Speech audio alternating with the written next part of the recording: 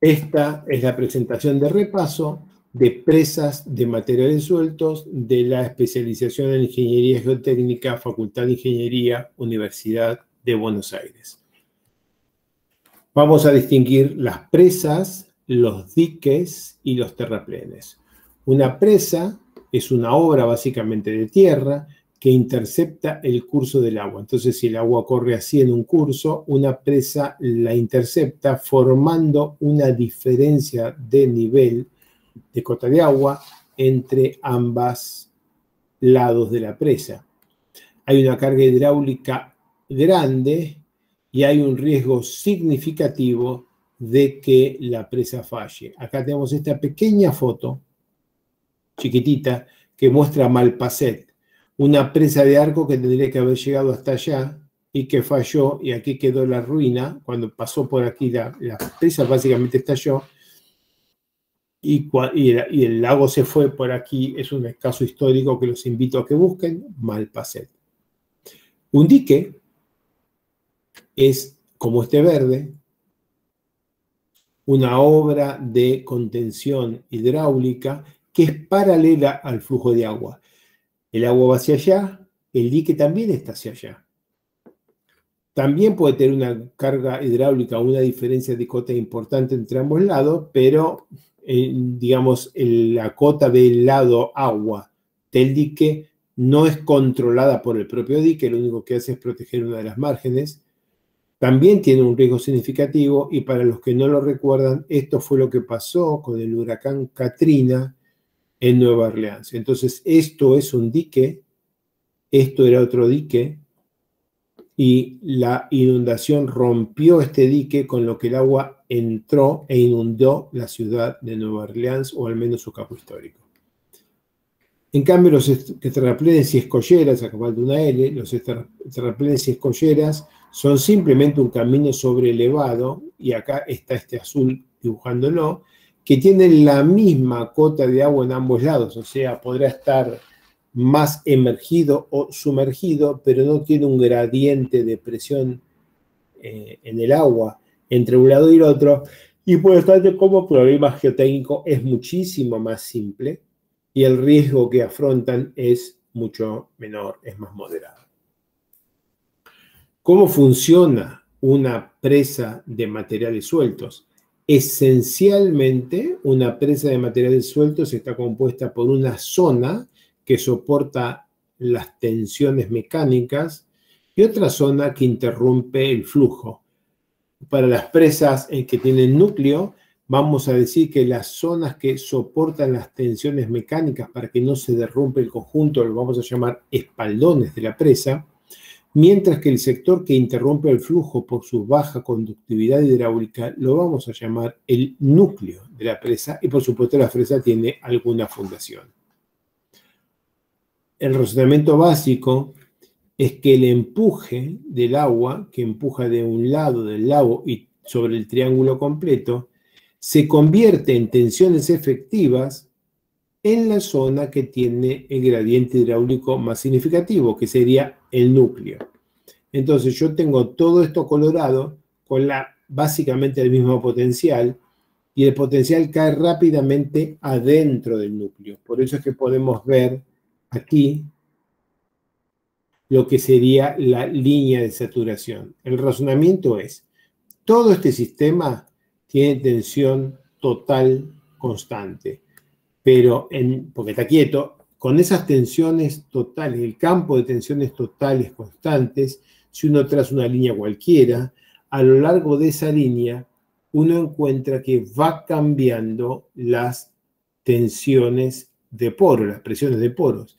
Y si la tensión total es constante, que es la suma de la presión efectiva y la presión de poros, entonces cualquier cambio en la presión de poros, cambiado de signo, es un cambio en la presión efectiva. Calculando las redes de filtración de nuestra presa, podemos estimar, podemos calcular cuántos son los cambios en las presiones efectivas que ocurren dentro del cuerpo de la presa. ¿Qué tipo de presa vamos a hacer? Bueno, depende de las características topográficas y geotécnicas del lugar donde vamos a instalar la presa y de los materiales de construcción disponibles. Hay lugares donde no hay hormigón, pero hay asfalto, hay lugares donde solo hay tierra, hay lugares donde no hay arcilla y no se puede hacer un núcleo, así que depende de los materiales del lugar. En general, si los cierres tienen buenas condiciones topográficas y geotécnicas, se pueden hacer presas que sean ellas mismas de hormigón. Pero si los cierres son más abiertos o las condiciones de fundación son pobres, entonces convienen las presas de materiales sueltos. Cuando uno mira acá una foto del río Santa Cruz, mirándola, uno rápidamente se imagina que acá, que es donde las dos márgenes están más cerca, sería muy razonable imaginar en colocar una presa. Si uno la quisiera colocar acá, tendría toda esta longitud. Uno podría pensar en esto, pero probablemente aquí las condiciones geotécnicas sean muy pobres, es algo muy, muy horizontal. Acá parece haber un morrito. Este parece un buen lugar para intentar una presa. Ese es el tipo de cosas que tenés en mente. Vas a hacer una prospección geotécnica y definís el tipo de presa que vas a colocar aquí. Estas son las presas sobre el río Santa Cruz, son presas de materiales sueltos con cara de hormigón aguas arriba. ¿Por qué cara de hormigón? Porque acá no encontrás arcilla, no la encontrás. Los tipos de presa entonces son para las presas de materiales sueltos. No nos preocupemos por las presas en sí mismas, que son de hormigón. Estas son menos importantes, muy importantes, pero no para geomecánica computacional 2, que es esta materia. Las presas de materiales sueltos son básicamente aquellas en las cuales el material de construcción es tierra, es suelo. Pueden ser homogéneas, zonificadas o con pantallas agua arriba. Aquí tienen una presa de materiales sueltos homogénea. Es el caso de Cabra Corral, en Argentina, 112 metros de altura. Ahí está el lago. Y esta es una presa de materiales sueltos homogénea. Es interesante esta como problema porque este morro trajo muchísimo, este morro que es natural, no es parte de la presa, trajo una enorme cantidad de problemas geotécnicos. Noten el vertedero aquí, el morro y el cuerpo principal de la presa. Como presa zonificada con núcleo, tenemos la presa del Chocón, que es una central hidroeléctrica, una presa de materiales sueltos con núcleo impermeable. El núcleo está tirado digamos, aquí inclinado en el cuerpo de la presa. Y bueno, es una central gigantesca, son 1200 megawatts. Y así como está definida esta presa, es una de las presas íconos de la Argentina. Tuvo algunos problemas, pero es una de las presas íconos de la Argentina, una presa zonificada con núcleo. Como presa CFRD, es una presa que tiene una pantalla de hormigón acá en la cara hacia arriba. Esta, en este caso, Potrerillos, hay otras. Y esta pantalla de hormigón simplemente es la barrera hidráulica. Entonces acá está el lago. La pantalla es la estructura que produce la barrera hidráulica, o sea que el cuerpo de la presa, generalmente formado por gravas o enrocados, está esencialmente seco. ¿Tiene humedad? Por supuesto. ¿Tiene algo de agua? Sí, por supuesto. Pero en una presa CFRD que funciona bien, no hay un nivel freático dentro del cuerpo de la presa. Pensando en los materiales de construcción, para una presa de materiales sueltos, ellos deben ser químicamente estables, o sea, no buscamos materiales que al fragmentarlos sean expansivos, solubles o que tengan materia orgánica. Tienen que ser resistentes a erosión, una buena resistencia mecánica, porque a medida que vamos construyendo las presas, las tensiones en el cuerpo de la presa se ponen enormes y si el material no tiene buena resistencia mecánica, se fractura y las partículas grandes colapsan a partículas menores, con lo que la conductividad hidráulica, la permeabilidad se reduce enormemente. Eso no es algo que deseemos para una presa de materiales sueltos. Por supuesto, la distribución granulométrica de los materiales tiene que permitir que sean compactados. Todas las presas modernas se compactan con control de humedad y con estricto cumplimiento de las leyes de filtro, porque se sabe que una proporción grande de las presas, cuando tienen problemas, están asociados a problemas de erosión que siempre se pueden minimizar o anular con un estricto cumplimiento de las leyes de filtros. La idea es que al agua, al empujar, termine pasando a través de la presa, pero que no arrastre sólidos, que no ponga en peligro la estabilidad de la presa por arrastre progresivo de partículas finas. Todas las presas se diseñan con drenes. Los drenes permiten conducir el flujo para que el flujo vaya por donde queremos nosotros y no por donde solo quiere el agua. Aquí tenemos una foto de una presa homogénea, un dibujito de una presa homogénea. Esto es del manual de Lusace de los años 80. Entonces, en una presa homogénea, la freática es muy alta. Siendo muy alta, el agua va a aflorar en la cara inferior y esto puede ser un serio problema de estabilidad y de estabilidad hidrodinámica y de erosión. Pero si al pie de la presa ponemos un enrocado grueso, entonces la línea de saturación, la línea superior del flujo, en vez de aparecer aflorando en la cara de la presa, nos queda completamente interior, cae al filtro, o sea, el agua pasa pero el suelo no, y un material fuertemente drenante mantiene la freática dentro del cuerpo de la presa más baja. Esta presa así dibujada es mucho más segura que esta. Y si queremos la misma seguridad, esta presa puede tener taludes mucho más empinados que esta para la misma seguridad. Otras soluciones es colocar lo que se llama un manto drenante, un blanket, aquí abajo. Este manto drenante trae aquí dentro del cuerpo de la presa un sector con presión con piezométrica cero. Entonces, el agua forma una piezométrica que va a buscar el punto de piezométrica cero, pues hecho con nuestro manto de drenante. Aquí tenemos el ejemplo de un manto drenante, de un blanket, que tiene una chimenea vertical o inclinada. Todas diferentes estructuras de drenaje interno de las presas para que el agua de flujo no aflore en la cara de aguas abajo y aflorando y corriendo por la cara no erosione la presa. En la fundación de la presa, a través de la fundación de la presa también hay flujo de agua. Entonces, si tenemos aquí el embalse, el agua puede fluir a través de la fundación de la presa y para minimizar las presiones de poros en la base de la presa, se puede hacer otra vez un manto, un blanket, que alarga la línea de flujo y por lo tanto reduce el caudal y en la zona que es crítica reduce las subpresiones en la presa. También se puede poner una capa completamente drenante, de manera que desde el punto de vista hidráulico esta solución y esta son iguales, y una berma. ¿Para qué la berma? Porque el agua entra, fluye y cuando sube actúa en contra de la gravedad, reduce las presiones efectivas y por lo tanto reduce la estabilidad. Pero si nosotros colocamos una berma, o sea, una masa de suelo importante que pesa acá, el peso de la masa de suelo contrarresta las presiones ascendentes de filtración y el sistema se mantiene estable.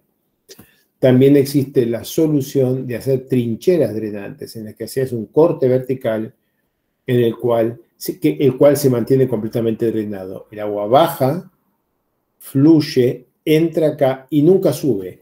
El problema del agua al subir es que en el cuadradito que está por acá, el agua subiendo reduce las presiones efectivas y si reduce las presiones efectivas, reduce la resistencia al corte. Y eso puede producir inestabilidad, falla del pie de la presa. ¿Cómo resolvemos este problema? Alargando la línea de escurrimiento con un blanket o tapando y aumentando las presiones efectivas en la zona en la que el flujo es ascendente o eliminando directamente el flujo ascendente mediante trincheras drenantes. La subpresión es otro de los temas centrales en la estabilidad de las presas. Imaginemos una presa de hormigón de gravedad puesta aquí, y vamos a poner la fundación por acá. Y ahora imaginemos que tenemos puesto el embalse por acá, con lo que la presión del agua queda caracterizada por esto. En este punto, la presión, hay que asumir que el agua entra, y si el agua entra, va a generar, esto es un arco de círculo, una presión de agua de abajo hacia arriba, que va a tener la misma magnitud. Uno puede, como primer análisis, asumir que acá hay una distribución de subpresiones dada por este triángulo, pero esto tiene una enorme resultante, la presión del agua, que reduce el efecto del peso propio de la presa y reduce el equilibrio. Llega el momento de poner un sistema que podría estar compuesto por una galería y unas perforaciones, y tal sistema, su única función es reducir el diagrama de subpresiones en la presa a costa de que el agua entre aquí y salga por acá y haya que bombearla. Eso es lo que está dibujado acá. Si uno no tiene un sistema de control de subpresión, y esta es toda la base de la presa, la voy a cambiar de escala para que la entiendan. La presa es mucho más alta que esto, ¿no? Pero imaginándola así, y esto es la base de la presa. Si uno no hace nada, uno tiene esta línea que forma el triángulo de subpresión de la base de la presa, y en función de la colocación de galerías y sistemas de drenaje del terreno de fundación por debajo de la presa, uno puede reducir la integral de las presiones de subpresión, justamente porque la integral es la fuerza desestabilizante total. Así estoy usando aquí el resaltador para dibujar esto que es la fuerza desestabilizante total. A ver si encuentro un color, no va a ser parecido, pero la integral de eso actúa de abajo hacia arriba y reduce la estabilidad global de la presa. Por eso el control de la subpresión es esencial para el control de la estabilidad como cuerpo rígido de todo el sistema presa-fundación. Cuando hacemos análisis de presas, el primer análisis es estático. Básicamente es superficie de fallas circulares o poligonales y análisis de estabilidad en los que se calculan factores de seguridad durante construcción, en el cual se tienen en cuenta las presiones de poros debidas a la propia compactación de la presa, y vamos a querer simular eso, la estabilidad de taludes en ambos taludes, aguas arriba y aguas abajo de la presa, y los asentamientos de la presa durante el primer llenado. Después de construcción tenemos embalse lleno, en el cual vamos esencialmente a mirar la estabilidad del talud aguas abajo, la filtración y erosión interna, y los asentamientos diferidos de la presa también vamos a trabajar sobre ellos en el curso de modelación. Y por último, el desembalse rápido. En el desembalse rápido uno tiene un rápido cambio de la presión exterior del agua, pero un cambio mucho más lento de la presión de poros asociada, de manera que uno encuentra que la presión de poros adentro de la presa es mayor que la presión del agua afuera. Eso desestabiliza y exige un análisis de la estabilidad del talud de aguas arriba de la propia presa, y también la estabilidad de algunos taludes que hayas en las márgenes del lago, porque puede ocurrir que la presa sea estable, pero algún talud grande en las márgenes del lago no, y si el talud se cae dentro del lago, va a generar una ola, esa ola va a alcanzar la presa y la puede sobrepasar, como pasó históricamente, hay casos históricos de sobrepaso de presas importantes por el lago, producto de una inestabilidad en las márgenes del lago y no de la presa. Luego está el análisis de deformaciones de la presa. ¿Cuánto se deforma la presa? Durante construcción, por deformaciones de las fundaciones o del cuerpo de la presa, durante el primer llenado, por colapso del talud mojado, y de esto vamos a hacer una presentación completa, y por incremento de tensiones y rotación de tensiones producida por el llenado. Después están las deformaciones diferidas por rotura progresiva de partículas, por deformaciones diferidas en el material de fundación y colapso por cambio de humedad relativa de espaldón seco, que es parecido a este colapso, solamente que ocurre de manera diferida. Y después están, por supuesto, las deformaciones inducidas por sismo, y vamos a hacer en el curso de Geotecnia Numérica 2 todo un capítulo sobre deformaciones inducidas por sismos en presas. La compresión primaria de terraplenes compactados muestra que los terraplenes de materiales gruesos, incluyendo enrocados y gravas, son muy compresibles. Esta es una serie de curvas entre presión vertical y asentamiento específico, o sea, deformación, que muestra que para tensiones verticales del orden de 1 megapascal, 10 kilos por centímetro cuadrado, uno puede esperar deformaciones del orden del 2%. En una presa de 200 metros de altura, 2% es 4 metros.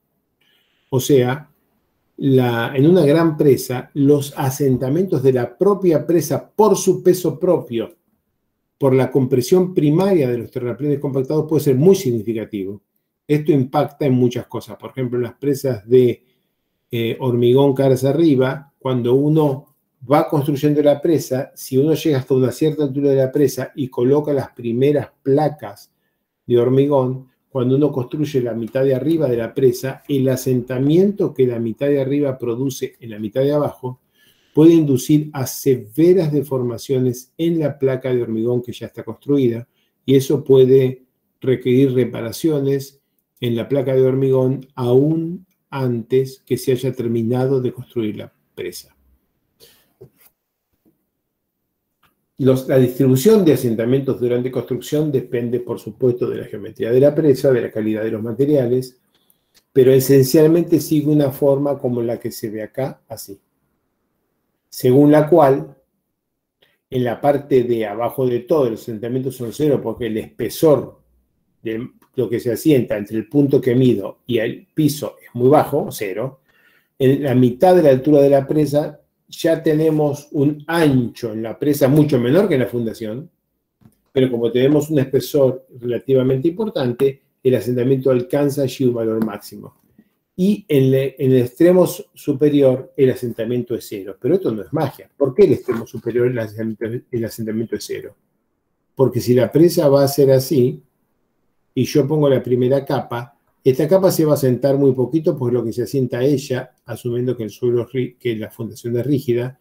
Esta capa, el peso de esta capa produce en ella misma un pequeño asentamiento, pero además produce un asentamiento en todo este material. Y eso es lo que mido. Pero el peso de la última capa, por ser muy pequeña ella, produce un asentamiento abajo, el material de abajo muy pequeño, porque el volumen que estoy colocando es muy pequeño. Además, cuando llegamos a esta costa, todos los asentamientos que se habían producido durante la construcción de las diferentes etapas fueron compensadas con mayor material, de manera que todos los asentamientos que se habían producido desde que arrancó la presa hasta este punto ya se corrigieron colocando más material durante la construcción. Y el último triangulito es muy pequeño y por lo tanto tiene muy poca masa y por lo tanto produce asentamientos muy pequeños. Durante el primer llenado de las presas aparece la carga hidráulica sobre lo que sería el triángulo de tierra. Imaginando un núcleo triangular que estaba enderezado aquí, esta carga empuja la presa como triángulo de sólido hacia aguas abajo, deforma el muro y queda una cosa así. Esto es de una presa de núcleo, pero en una presa CFRD o sea, que tiene cara de hormigón aguas arriba, esta cara de hormigón es la barrera de impermeabilidad. Y entonces el lago que yo tengo puesto acá genera una presión de agua sobre la pantalla de hormigón que es muy alta, pero esta presión se convierte inmediatamente en presión efectiva del otro lado, porque en el lado de la presa no hay presión del agua. Esa presión efectiva produce este patrón de deformaciones. Lo que está dibujado ahí es la presa Campos Novos en Brasil, pero este es un patrón típico de deformaciones en una presa CFRD, o sea, una presa con pantalla de hormigón aguas arriba. Luego viene la compresión secundaria de los terraplenes compactados. En función de la calidad de compactación, va a haber más o menos compresión secundaria. ¿Qué quiere decir? Que una vez que están terminados de construir los terraplenes, se siguen asentando con el tiempo. Y lo que está graficado acá, esto es escala de meses, esto es escala de años, acá tenemos 40 años, y acá tenemos diferentes presas que están acá listadas, y podemos ver que las diferentes presas entre las que están muy bien graduadas y muy bien compactadas con equipos vibratorios. Y las que están solamente arrojadas como un botadero minero, la diferencia es enorme de comportamiento. Pero, digamos, entre los 10 y los 40 años de un relleno arrojado con un botadero minero, elijo esta como ejemplo, el asentamiento cambia de 0,8 a 1,6% de la altura. Entonces un botadero de 100 metros de altura se va a sentar 80 centímetros entre los 10 y los 40 años. Se va a sentar 80 centímetros en los primeros 10 años y otros 80 centímetros entre los 10 y los 40 años si es que no está compactado. Si el material está bien compactado y tiene una buena granulometría, los asentamientos diferidos son muy, muy bajos. Por ejemplo, 0,1 a 0,2% de la altura de la pared presa. Una presa que tiene 100 metros de altura, el 0,1% de asentamiento en 20, 30 o 40 años es 10 centímetros, un valor indetectablemente bajo en la mayoría de las presas.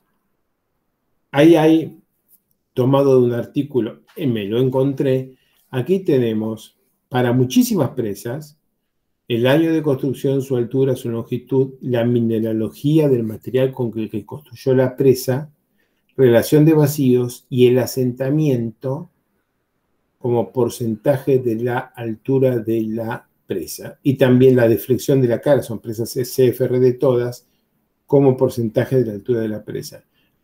30 años, 10, 15, 20, 19, 17, 14. Hay algunos números interesantes para tomar un poco de experiencia, para tener una sensibilidad respecto de cuánto hay que esperar de asentamientos diferidos en una presa de materiales sueltos.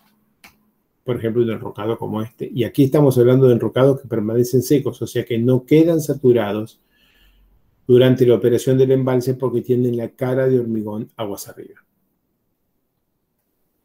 Acá hay un gráfico que a mí me gusta de Oldecop y Alonso 2007 que muestra para algunas presas en escala logarítmica los años luego de su construcción y en escala vertical el asentamiento como porcentaje de la altura. Presas que tuvieron una vieja tecnología, presas que tienen una moderna tecnología de compactación. La escala entre 0 y el 2% de la altura de la presa, la escala entre el 0 y el 0,3% de la altura de la presa. O sea, todas estas presas se movieron en lo que sería como máximo este rango. Este rango es este rango. Y lo que separa unas de las otras es que sean compactadas o no compactadas, solamente arrojadas. Este trabajo lo presentó Oldekop en este curso hace un par de años y mide el asentamiento por enrocado, el asentamiento de un enrocado por cambios en la humedad relativa. Y es interesante, en un cierto terraplén, cada vez que llovía, y esto está marcado por las marcas negras, cada vez que llovía se apreciaba un asentamiento. El salto de asentamiento está en colorado, el asentamiento integrado está en azul.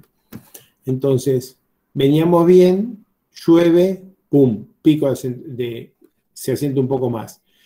Seguimos andando, pico de lluvia importante, se asienta un poco más, vuelve a llover, se asienta un poco más y después llueve nuevamente similar a las anteriores, pero no, ya no se ve ningún asentamiento. Se los dejo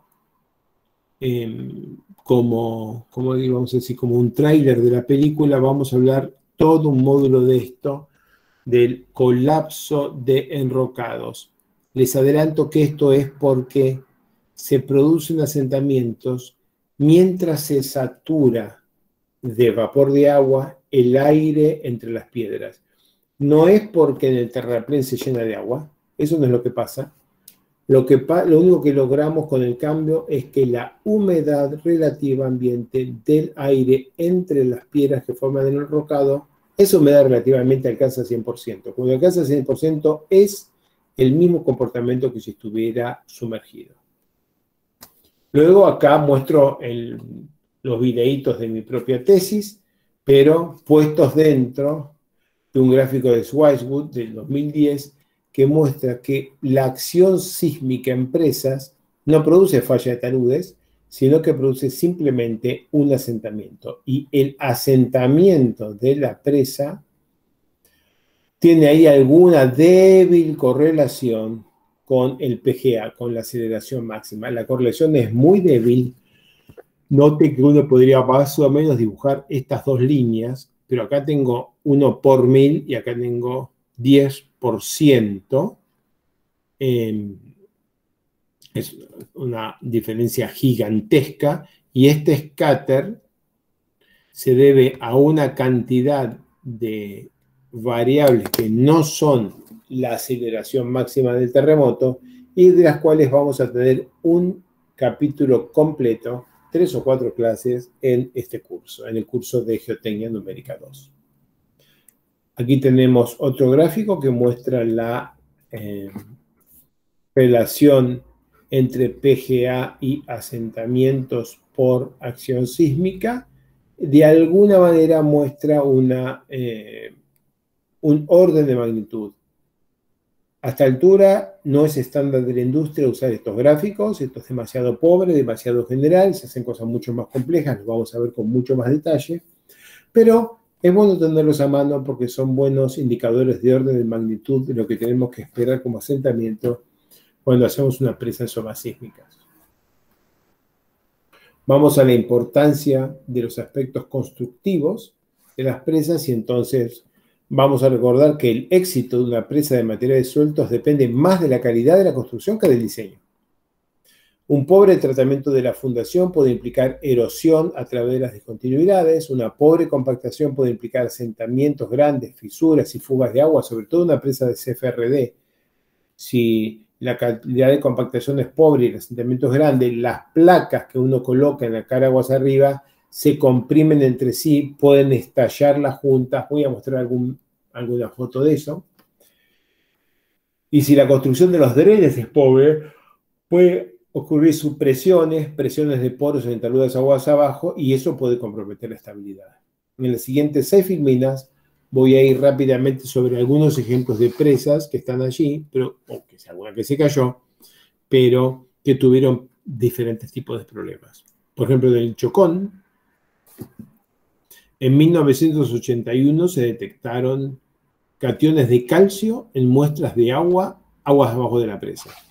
Se identificó la dilución de sulfatos de la arenisca de la fundación.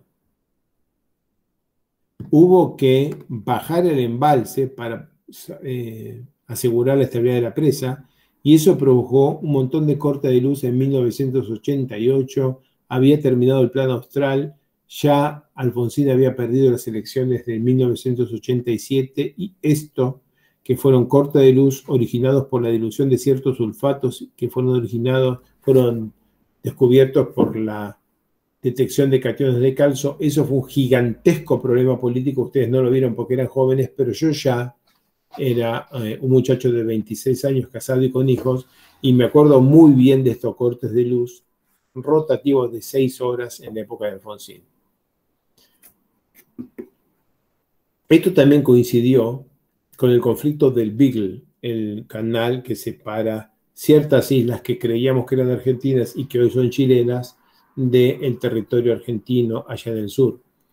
También los cortes de luz fueron adjudicados a la necesidad de bajar el embalse del Chocón por temor a un ataque chileno que rompiera la presa del Chocón y entonces el embalse pudiera hacer daño aguas abajo. Eran solo operaciones de prensa.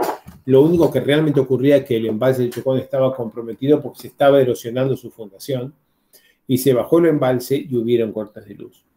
Se desarrolló un programa de inyecciones desde pozos y desde un túnel construido ad hoc bajo la presa, y ese programa de inyecciones fue muy caro, muy largo, pero exitoso, y de aquel entonces para acá la presa funciona normalmente. En Casa de Piedra, durante la construcción se detectó una gran cantidad de yeso en la fundación, y lo que iba a ser una línea recta, de repente hubo que cortar todo este material porque había yeso, sulfato de calcio, y acá también un paleocauce. Si esto hubiera sido detectado durante las digamos, campañas geotécnicas original, inicial, antes de empezar a construir la presa, no durante la construcción de la presa, al inicio, si se hubiera detectado esto, se habría muerto, se habría condenado el sitio y se hubiera dicho: acá no se puede hacer una presa. El costo de reparar esto fue similar al costo de toda la presa. Al final se terminó cambiando el diseño, se excavó todo este estrato de la manera que la presa iba a tener esta altura aquí, y en este sector tuvo toda esta altura. No conozco mucho los detalles del asunto, pero está bastante publicado en los congresos argentinos de presa y en algunos de los congresos argentinos de mecánica de suelos e ingeniería de geotécnica de aquel entonces. Ya en Estados Unidos, miren qué linda foto del momento que falló una presa. La presa Tetón, de 93 metros de altura, falló en 1976, 8 meses después de su primer llenado. Primero se detectó una pequeña filtración en la cara de aguas abajo de la presa, y esa filtración rápidamente progresó a una rotura por sifonaje, una erosión retrógrada. La falla fue causada por, dice el informe forénsico, por un inadecuado tratamiento de la roca de fundación, el uso de materiales erosionables en el núcleo de la presa y un diseño inadecuado de los filtros que separaban núcleo de espaldones. Miren esta foto, ¿no? En cierto momento, claramente un tiempo más tarde, toda la presa se perdió, pero ahí ves el momento en que la presa falló y el embalse se está liberando. El siguiente ejemplo es la presa de Campos Novos. Esta es la última. Es una presa en Brasil, CFRD, de 202 metros de altura. Y cuando estaba llena al 90%, aguas abajo y detectores de caudales pasaron de 30 litros por segundo a 450 litros por segundo rápidamente.